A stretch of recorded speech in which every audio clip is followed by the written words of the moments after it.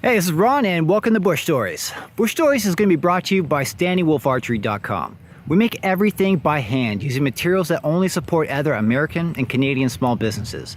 So if you're looking for incredible handmade traditional archery gear, go check out StandingWolfArchery.com after the podcast. But in the meantime, our guest today is the creator of the YouTube channel Backwards Hat Traditional Lifestyle. He's got incredible tutorials on traditional archery that you guys got to check out. And he's going to share with you the most insane twist of fate hunting story of a buck that you're going to hear in a long time. Trust me, this one is insane. You know, without further ado, I'd love to welcome Ethan Page to Bush Stories.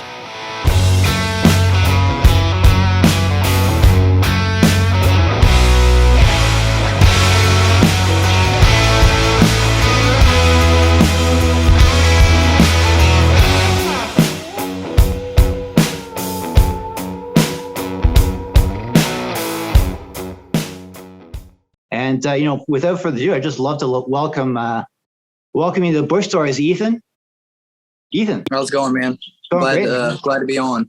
Yeah, man. So YouTube channel, Backwards Hat Traditional Lifestyle. I forgot to mention that for anyone who's looking. We'll have the link to the bio, but I love it, man. I think what you're doing is really cool. It's a little bit different than a lot of other guys talking about stick bow stuff, because you go into more, you're very relaxed with it, with your instructions, your tutorials and that. And, I think that's what I really gravitate towards. You covered a lot from like hunting from tree stands to tuning, and it's just it's really easy to get into.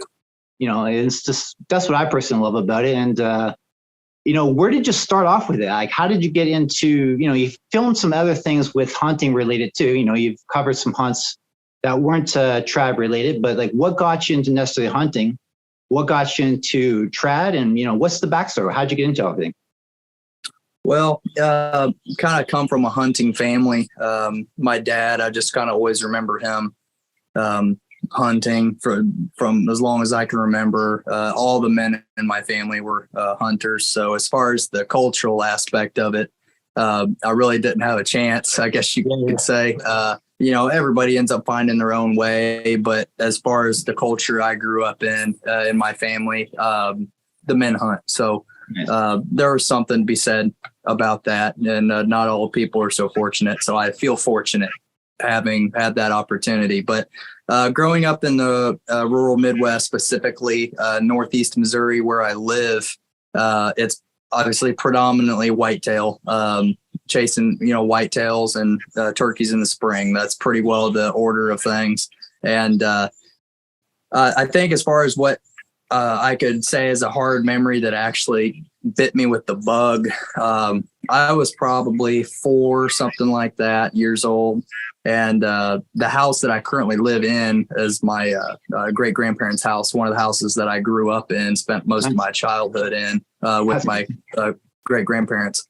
And was able to move my wife and my 2 kids here. Well, it was my wife and my daughter when we first moved here. Now we have since had another, but and a big walnut tree down at the end of the yard, a humongous walnut tree that was deer pole all through the years. And back in the day, had a big chain gambrel in it, and that's where the deer got hung at. So I remember when my dad shot, even still to date, the biggest buck he's ever killed in his life with a rifle, and being like 4 years old and coming out here and before he hung it up and looking at it, and granted, I was, probably could have hit my own nose on my knee. Now I was, no bigger than I was. But my dad picked that big buck's head up and let me put my legs underneath of its head and neck and laid it back down, and told me to put my hand on its antlers. And that's still a pretty vivid memory for me. And that picture is still hanging up somewhere. And that's what really got my infatuation with whitetails going. And then as far as the hunting thing, everything just kind of followed suit. As soon as I was old enough to start going with my dad, I did. And then as soon as I could possibly get my hunter safety, I don't know how things are as far in Canada. I know specifically in Missouri, I don't know how all 50 states are. Yeah, you have to have a hunter safety. Right.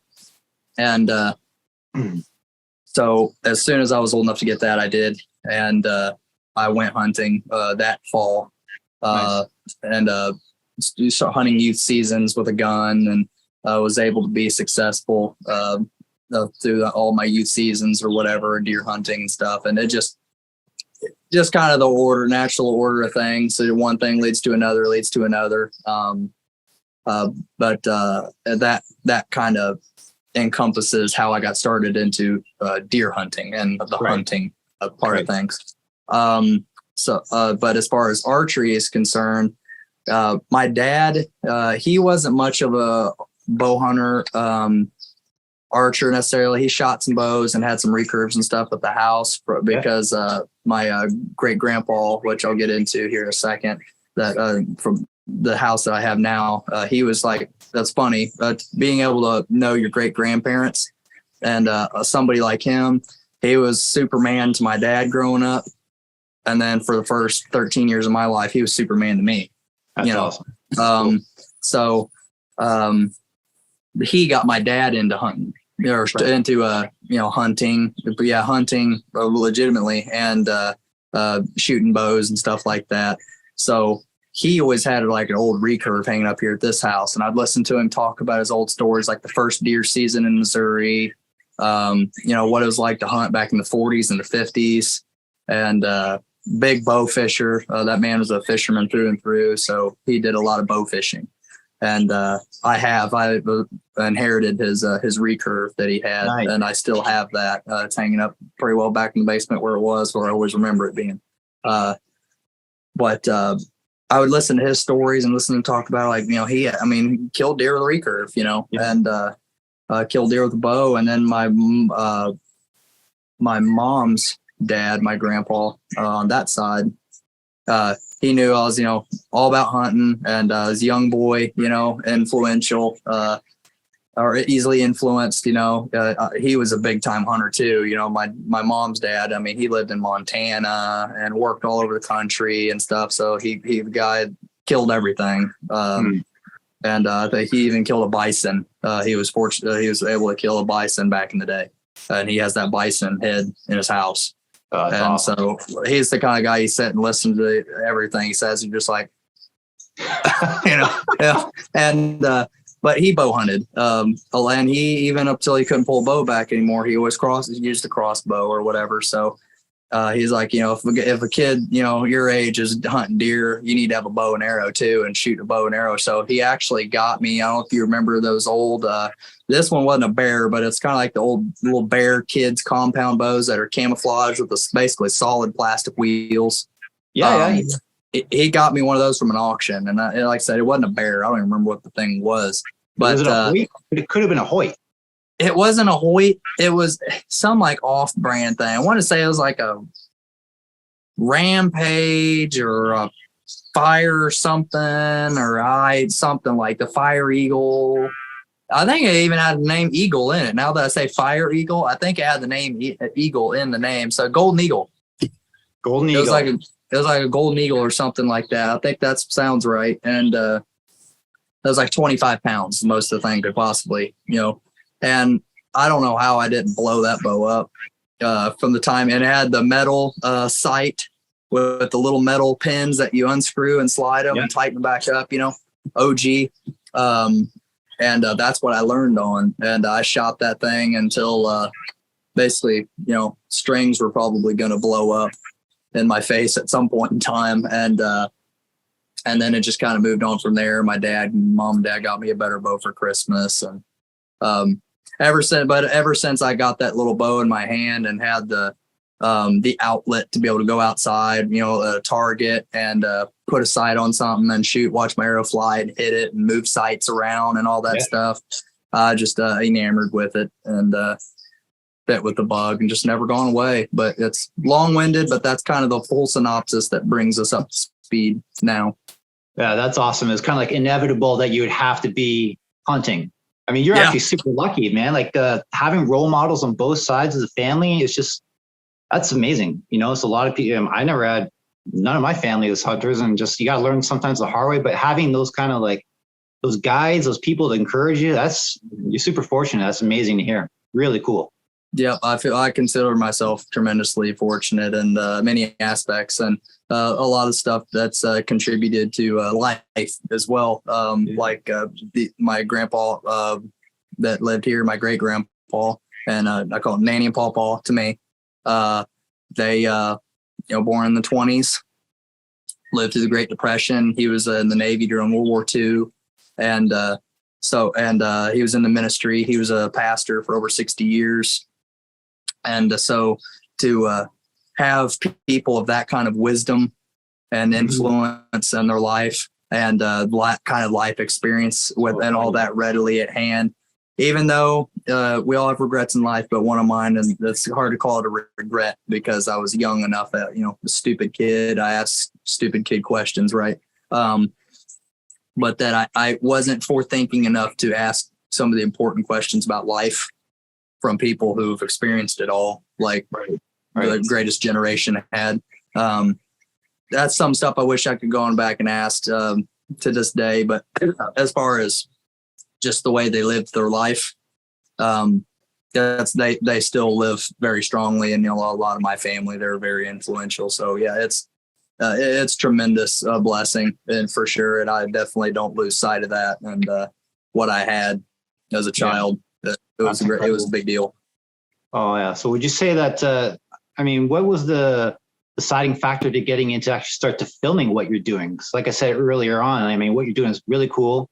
You've documented some of your hunts. You're showing a lot of tutorials, which is awesome. What was the deciding factor to say, hey, you know what? I'm having a lot of fun doing what I'm doing. Let's maybe take a camera out there and start filming and see what happens. How'd you get into doing the YouTube aspects? Well, it started out as a carpentry channel, actually. If you go scroll back to my first maybe 3 or 4 videos, they're all carpentry related. And that's because I was a professional carpenter for years. That's what I did for a living, and I really enjoyed it. It was a big part of my life. I was very passionate about carpentry, so I started a channel about that, and just it wasn't taking quite the interest I wanted it to, and I just didn't. I was trying to actually wean my way out of that as it was, so I didn't make very many videos. Like I said, maybe made 3 or 4. But so the channel actually sat idle for a little while, excuse me. And then I started kind of thinking about this whole traditional thing. And I'm the kind of guy that I like to be the teacher to people that I didn't have. Right. Either I didn't have it, or I feel bad, honestly, for my dad. My dad, I was probably a tough parent growing up because I learned very quickly. And I almost don't give people time to teach me things. But by the time I've already learned it for myself, I kind of go hunting for the answers and don't even give opportunity to be taught. I'm a horribly addicted self-teacher to things, and I can't wait. I have to jump headfirst in the deep end. And so by doing so, I've sponged tremendous amounts of knowledge just inherently. That's just the way my brain works. I just sponge and sponge and sponge information. So whenever, and then by doing so, you come in contact with a lot of people, obviously, that haven't done that. So I like to, in turn, anytime I can give back to people and help people, I like to help people. So if I was able to be the teacher for someone that I didn't have, or just not everybody has the time to sponge, or the passion, the drive to sponge the amount of information that I do, whether it's something about a bird or about shooting an arrow, whatever. I have that knowledge readily at hand. So I like to impart it to other people. And so whenever I was really jumping headlong into the trad thing and made that switch, I realized that there wasn't, for one, a ton of, unless you, I hate to say it, but unless you purchase it, there's not a lot of information readily available. And I don't work that way. I don't have to pay for, and not only that, I'm single income, father, I have 2 kids and a wife and single income. I'm not going to throw money on information. I'll find the information, but been doing that. I realize there's a lot of information that's not out there readily available, but that I had and that I was using successfully, was working for me. I had to kind of find my own way with the trad thing too, because as you surely realize, just because this guy says it to do it this way, this one this way, this one this way, this one does this way, doesn't mean you may not take parts of all 4 or fall somewhere in the middle here. And that's just what works for you. Exactly. Very personal sport and way of shooting. Well, that was me. I tried doing it this way. Well, I don't like your way. It doesn't work very good for me. But I might take this little piece and then go to this guy, But I realize in doing so that I learn the same way a lot of other people do. And I like it. I'm a visual learner and detail-oriented learner. And so I guess you could say selfishly, I wanted to create the content that I would need to learn. That, that if I had to go into a lab and create someone to make the content that I would want to see, that's the way I try to approach my content. And I guess, in doing so, a lot of people seem to click with the way that I, kind of impart that information. And so it was really a matter of just no information out there, and the not having access to knowledge is something that aggravates me. And it aggravates me for other people. We have the internet and everything. Knowledge should be readily available to people if they need it. So if it's not there and you have that knowledge, share it. And so that was and I wanted to do it for free. And I guess I should, full disclaimer to anybody watching this that maybe has any questions about me or my content. I am non-monetized by YouTube. I don't take endorsements from people, any of that stuff. I do this purely out of the, I guess you could say, goodness of my heart, as a labor of love, because I just want to help people and give information freely to help other people in the sport, because it's not an easy sport, not an easy path. So that was kind of the driving force behind me putting my time and effort into this whole deal. Yeah, you could tell. You could definitely tell. Just from what you're saying and how you're saying it exactly. People have to go check out your channel right now and, take the deep dive into it. But to summarize it, it's exactly what you said. You can tell you're passionate about it. You can tell you love it.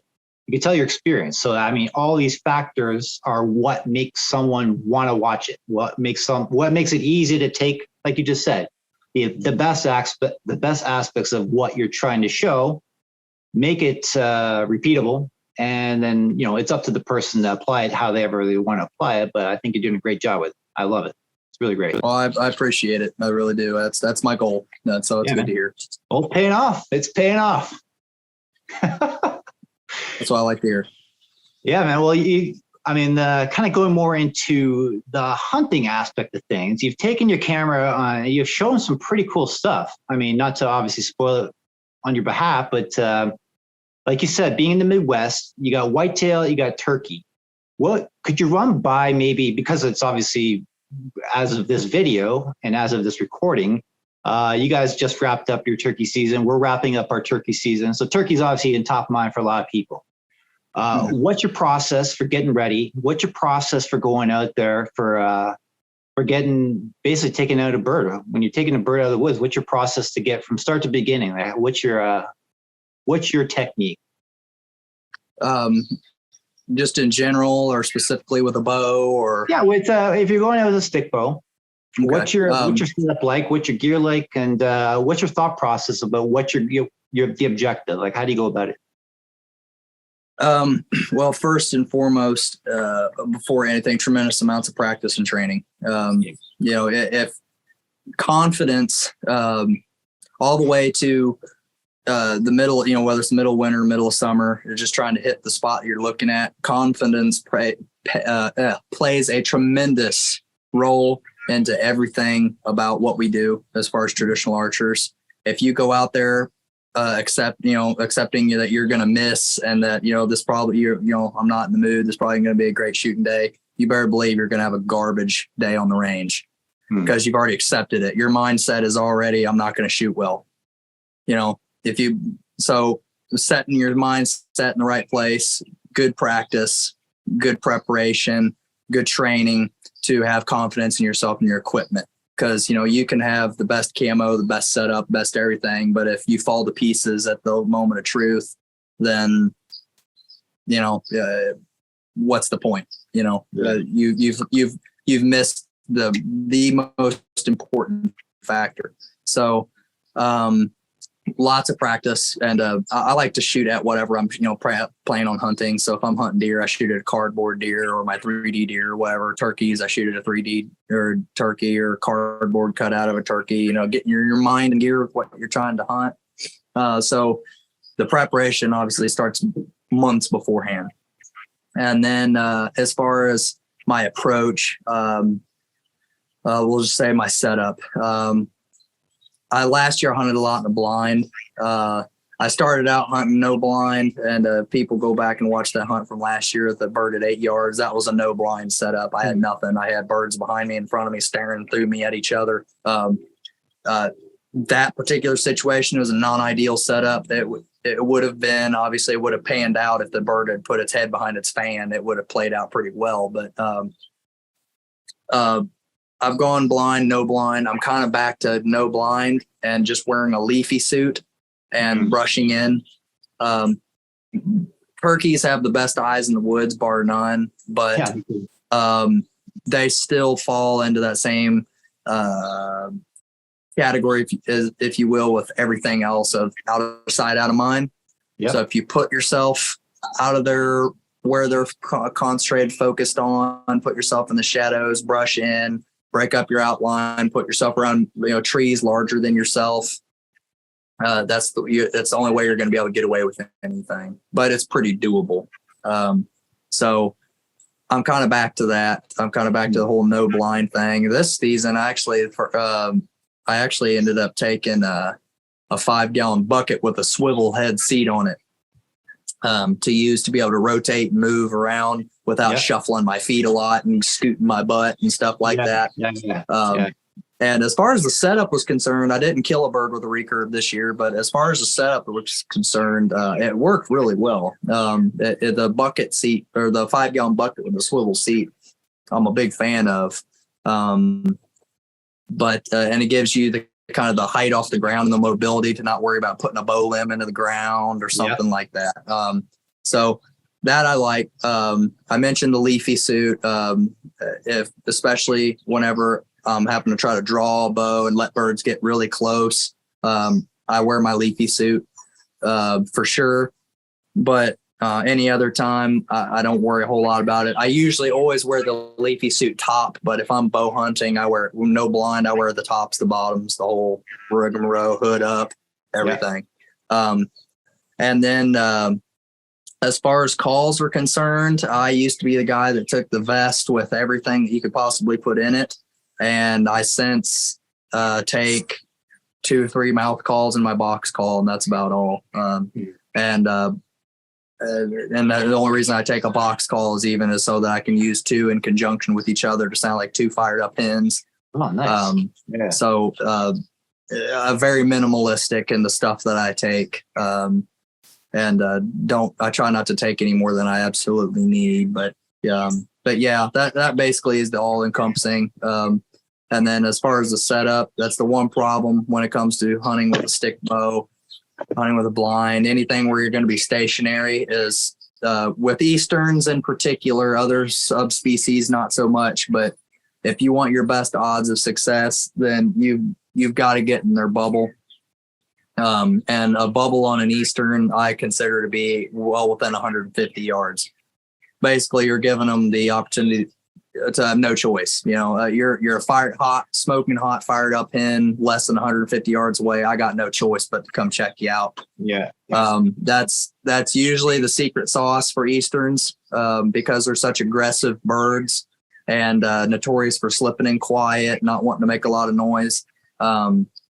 So that's the one the one point where you're kind of counting on a lot. If you're putting the decoys out and everything, you're saying that those birds are going to even come close enough to look at your decoys, and they may or they may not. So it's a rolling of the dice as far as getting set up on them. But that's where the no blind thing does help, because that you're at least have that many more options to get close and not be popping a blind up and making a bunch of noise. And that's another reason I like going no blind. I love the swivel seat idea too. I mean, how many times have you had turkeys just come right behind, right? Yeah, lots. Yeah, exactly. That's cool. I like that a lot. That's awesome. And I think that's in one of your more recent videos too, right? Yeah. My whole setup I had this year was all in my video I had a few weeks ago before season started. People can go back and watch that if they want to. Definitely watch it. Great tips. That's I think that seat thing is genius. So much, no one wants to be spending their 3 hours on their knees and having to, do the shuffle on sticks and rocks and crap like that too. So that's genius. I love it. Yep. Been there, done that, got bad knees to prove it. So yeah, that was part of the driving force behind the 5-gallon bucket and swivel seat. I think it's smart. I'm kind of over the whole on my knees for hours thing. And so, yeah, and it works. It worked out pretty well, actually. So, oh, that's cool. Well, check out the video, guys. And, obviously now where everyone's gearing up to deer, whitetail's big here too, where I'm at. One of the videos you showed you bagging a doe, but you didn't actually show the shot. Was there any particular stories that really stand out, like hunt wise? Was that one of because that was well documented, except for the actual shot process. You did show after the fact harvesting it. But what are some stories that stand out in your mind? Obviously, because we're on bush stories. Got to bring in the stories, even. Got to bring the stories, buddy. What comes to your mind with in terms of stories? Like, what's the one hunt or hunts that has gone like super awesome, like just crazy memories, or maybe like totally did not go your way in a way that you're like, damn, I'll never forget that. That was crazy. The one that is the most notorious that lives on in a lot of people that I know to this day, I was still in school, and this was at the compound, mind you, so hopefully none of your viewers have an aneurysm knowing that, but it was with the compound while I was still hunting with a wheel bow. I was, 14, let's say, and I had come home. It was a Saturday. I just rewind. I was hunting during that week on a Wednesday, and got out of got done hunting that morning and went kind of driving around on the 4-wheeler. And I'm driving down the trail along the edge of the field on the 4-wheeler. All of a sudden, there's this deer in the woods, about 30 yards off into the woods, a young buck. So jump up, pull my bow up, knock an arrow, and I'm like, I'll shoot that deer or whatever. It was like late September. And I drew back and let her rip and hit it. And I thought it was a decent hit. Seemed like it was a double long, best I could tell. And it ran out in the field in front of me, did a loop, and kind of swung around and went out of sight. And I'm like, all right, good deal. I'm like, it seems like a good hit, but I'm going to go ahead and be patient, head back to the house and chill out for an hour or so and come back and get it. And anyway, I go back. Like an idiot, I might add, and left my bow in my truck. That's like an hour and a half, 2 hours later, and follow the blood trail around, loops, comes back to the woods again, and I follow it up into the hills, and I look up all of a sudden, and there's a deer standing there looking away from me. That's the deer that I shot. And I'm about 20 yards from it, and it just keeps doing about a 5-yard circle and stops. 5-yard circle, stops. It does that like 5 or 6 times. And I'm just watching it. I ain't got nothing. So I'm like, well, this is about to get Western. If I try to sneak out of here, then there's a good chance that it's going to hear me run, whatever. Wonder I even got that close to begin with. So I'm like, I'm just going to try to sneak up a little bit closer to it and make a run at it to try to get it bleeding again. Yeah. Or something, because I got no options at this point. So to try to get it bleeding, running and bleeding again, reopen the wound, and maybe that would be the final straw to get it to go down. All that didn't pan out whatsoever. I look like Robin Hood and his merry men running through the forest with this wounded deer out in front of me. And so I'm like, well, this obviously is not going to work. So I go back, get in my truck. I'm like, I'd say this deer is gonzo. And then that same day, come back at the end of the day, almost like evening. Like, probably better go out and look one more time. Make sure it didn't run across the field into this ditch and die in that ditch or something. Maybe I overlooked. I don't know. So trying to exhaust all options. So I go back out there, and as I'm driving down the road, I look over, and it's standing in the field that it first ran across after I shot it, alive still. I'm like, what the heck? So I jump out the truck, grab my bow, go across the ditch, and it sees me and takes off running. So I follow it to try to get to a point where it stops and I can get a shot. Yeah. Long story short, last time I saw this thing, it's running down this long field, running straight away from my mom and dad's property, heading west, 3/4 of a mile. Last time I saw it, I mean, this sucker's 3/4 of a mile from the house. It's gone, heading the opposite direction. Must have hit it high back something. You know, this sucker's out of here. It's going to go off, die somewhere, or it's not. So fast forward to that Saturday. Granted, this happened on a Wednesday. Fast forward to that Saturday. I come back from working an auction. I worked for an auctioneer through high school. Yeah. And my mom and dad picked me up from work because I was only 14, couldn't drive. Turned the corner to go up the hill. And my mom and dad live on top of the hill. Like, you take a driveway that looks about like that to get up to my mom and dad's house, their gravel driveway, a real bear in the winter. I turn the corner, go to head up the hill and put on the brake. And I'm like, there's a deer laying in the driveway, like right below the house, in the driveway, like a dog, just, laying there. And I'm like, I get to looking, it's about 60 yards away, we'll say. And I see the hole in the side. I'm like, that's my freaking deer. That's the deer that I shot 3 days ago. That last I saw was a mile away, hauling tail head in the opposite direction. That is now 3 days later laying on the driveway right next to the house. What are the chances of that? That's crazy. What? And deer don't just come around the house either. So even when they're alive and well. So the fact that this deer is just randomly laying on the hill in the driveway in the gravel, waiting for me to come home and put it out of its misery, I guess. But so I'm like, let me out of the car. Let me out of the car. So I get out of the car. I sneak up the fence line and J-hook up through the woods to go up to the house. Run through the house, sprint through the house, mind you, probably not run, sprint through the house, cleared the whole flight of stairs down to my bedroom, grab my bow out from under my bed, run back out the house to come back down the driveway. And while it's paying attention to the car, it jumps up, sees me coming, runs down to the car. I guess it's just so dazed and confused, turns around, runs back up to me, and I took a frontal shot on it.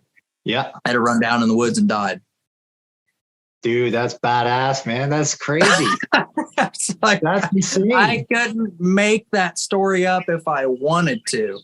And everyone I've tried to tell that story to, like, you're full of crap, dude. No way. There ain't no way that happened. I'm like, no, I shot that deer 3 days ago and then shot him. He came back to be put out of his misery 3 days later, and I killed him. So it's like, well, how far was the field from your house that I ran off in? Like, what was the distance out of come? It was probably half a mile down in the bottoms below the house. That's crazy. What? Yeah, I don't know. It was a different property. It just like defies. It's just like almost like I don't know. It's like God chose it to come back and just say, "Hey, man, this is where He's got to take you out." Yeah, that was a God thing for sure, because there ain't no other reason a deer, even a healthy deer, would have to be laying in the driveway. That's amazing. Yeah, it's the wildest thing ever. Wow. Okay, well, that's a story. That's about as good as it gets for my stories. When it comes to one I've actually killed, that's about as good as it gets. Man, that's crazy. And the fact that it circled back after the car straight on to you, it was like just everything lined up. It was just like it had to happen. Yeah, he's probably like, I give up. just kill me. Which, looking back on it now with a grown adult's mind, I feel like crap for it. It was a horrible thing. I feel bad for the deer. It's that it lived for 3 days like that. That probably was not pleasurable. Well, yeah, but just like, I mean, the fact that it came back to you is the craziest part. Literally came back to me. Yeah, I mean, you could have died like the next day, maybe a day later too, like sitting somewhere in the bush, but it came back. That's crazy, man. Yeah. Wow. Yep. Jeez. That's all. I can't top that one. I'm sorry. I'm not asking to top that one. That's amazing. Oh, that's crazy, man. Well, did you have the deer? Did you get it like mounted or anything, or? It was just a little 1.5-year-old 8-point. So I attempted to turn it in because I have a very big fascination with Native American culture. So I attempted to turn it into a cloak with the antlers and the nose and the face still attached. Yeah. And dogs got a hold of it while I was trying to tan it and ate the nose off. So, but I have the skin with all the holes through it from it being shot 2-3 times. And that skull and the eyes and the antler and the skull's antler cap, all that's still attached, and that's rolled up down in my basement in my trophy area. Cool, man. That's awesome. Yeah, that's a keeper for sure. Obviously. Yeah, wildest thing ever. Wow. With all, it sounds like you started obviously at a young age, tons of experience. Obviously what you're doing now is awesome. I'm always fascinated with knowing like how people would think differently if they had the opportunity like to coach themselves. Like how would you go about, if you can go back now with what you've learned? Obviously you're doing pretty much this now with your channel. But how would you coach yourself? Like when you started out with trad, what kind of advice would you give yourself or instructions, or what would you do differently? Or is there anything you would do differently? Like what would you do for yourself if you had the opportunity again? That's kind of a tough question. That's a good question. Not tried to shoot instinctive. I know that to many people today, instinctive is still the way. You're not trad unless you're shooting instinctive. And that's kind of what I bought into as well. Subscribe to anybody. I know about this many people that shoot trad at all, period. So as far as the available information from people that I know, it's pretty limited. There's not just nobody around. I don't know what the concentration's like where you are, if you have a club or anything you're a part of, but it's pretty sparse around here for people that shoot stick bows. But as far as swipe that way. As far as coaching myself, it would have been to not even try to shoot instinctive, because I wounded before I ever recovered my first deer with a stick bow. I wounded like 2 or 3.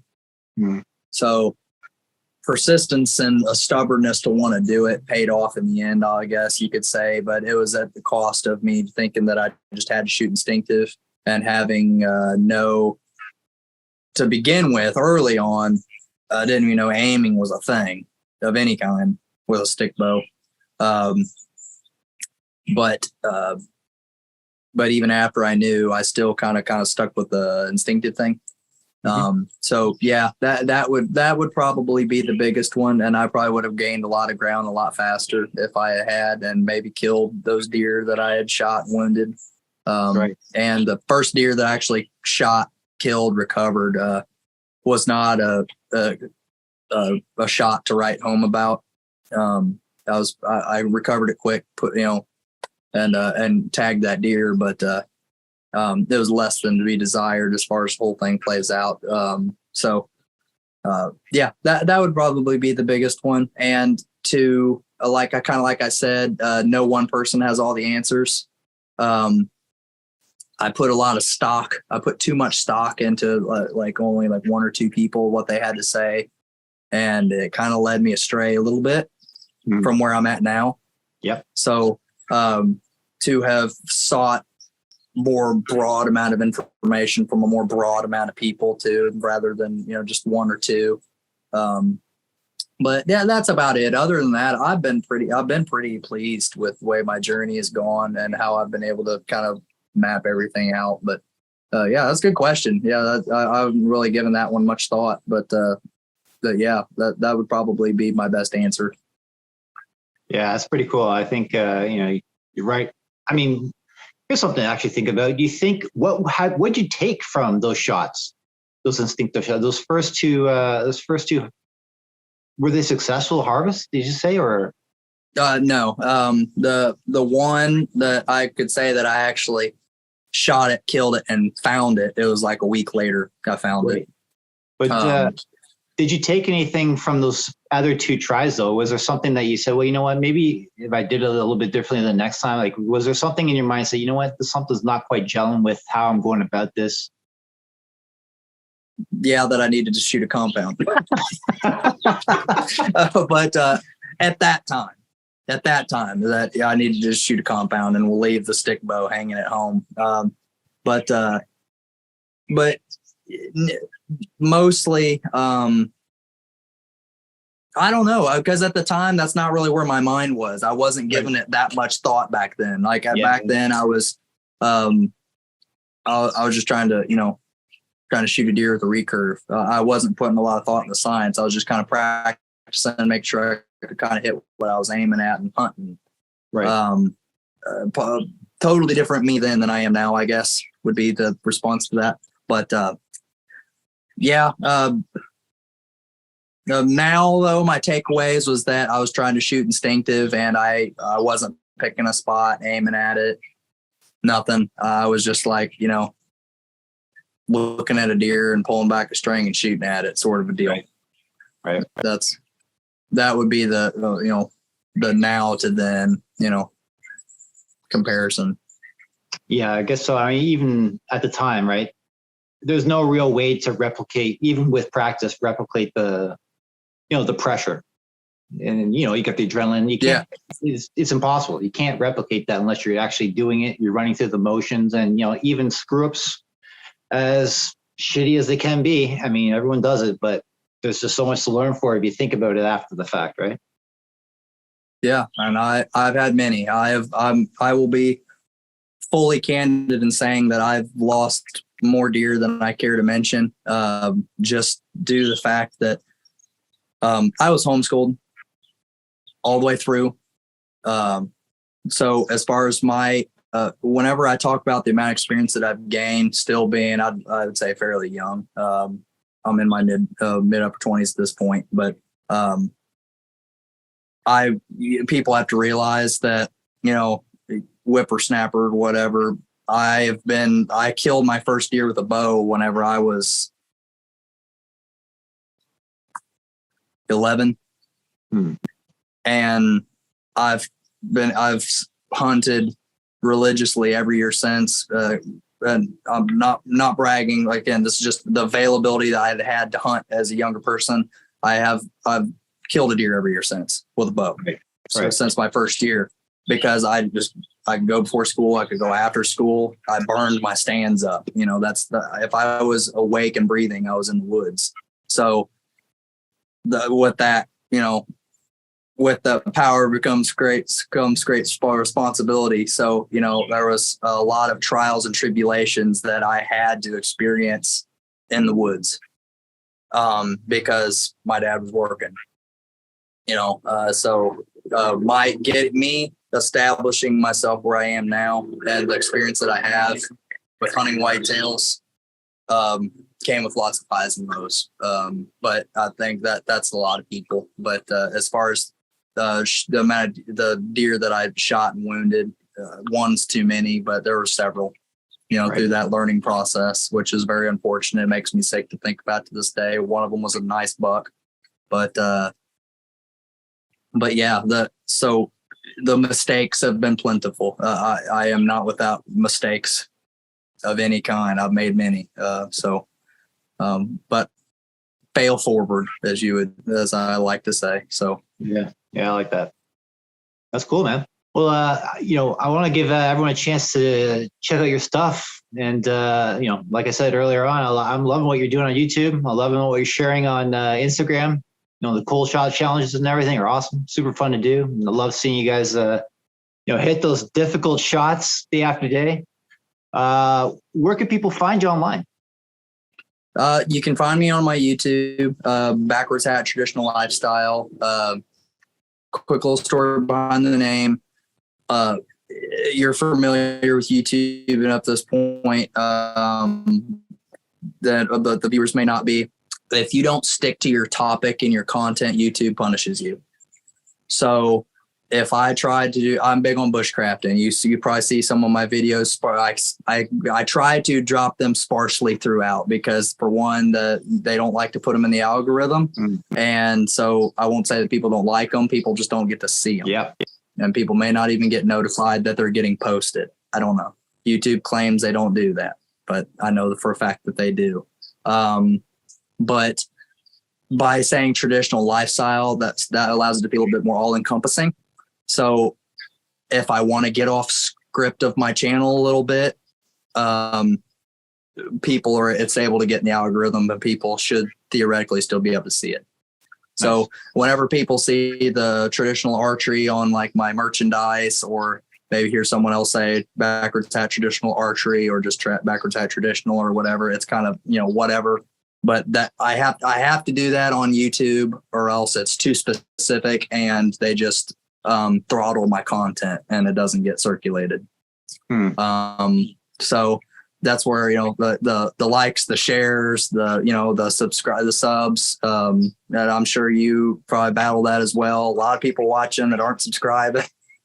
That guys like you and me, that hurts us. So to anybody watching, if you're watching, not subscribed, you're putting a knife in our backs. But yeah, that's the main place I'm doing everything is YouTube. I try, honest to goodness, I hate social media with a bloody passion. So I really don't even like being on Instagram, doing the whole Instagram thing, but I do it because that's kind of unfortunately, that is the way of the beast.